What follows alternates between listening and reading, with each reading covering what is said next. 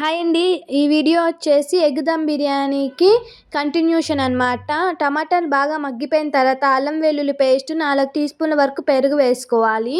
పెరుగు వేసుకోవడం వల్ల గ్రేవీ మంచిగా వస్తుంది. గుర్తుపెట్టుకోండి, పెరుగు వేసినప్పుడు లో ఫ్లేమ్లో మాత్రమే పెట్టుకోండి. ఇలా పెరుగు వేసుకొని కలుపుకున్న తర్వాత ఎగ్స్ వేసే కంటే ముందే గ్రేవీని తీసి పెట్టుకోవాలి. ఆ క్లిప్ అయితే మిస్ అయిపోయింది. ఎగ్స్ని వేసిన వెంటనే స్టవ్ ఆఫ్ చేసేసుకోండి. దమ్ పెట్టేటప్పుడు చూసుకుందాం మళ్ళీ.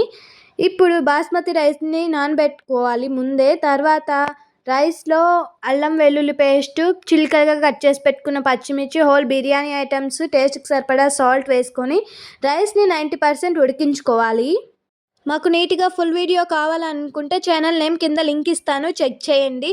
రైస్ 90% ఉడికించిన తర్వాత లేయర్స్ లాగా వేసుకోవాలి. 1 లేయర్ వేసిన తర్వాత గ్రేవీ తీసి పెట్టుకోమన్నాను కదా, ఆ గ్రేవీ మధ్యలో వేసుకొని లేయర్స్ లాగా పుదీనా, కొత్తిమీర అలాగే నెయ్యి కూడా వేసుకొని ఒక 20 మినిట్స్ దమ్ పెట్టేయాలి మీడియం ఫ్లేమ్లో.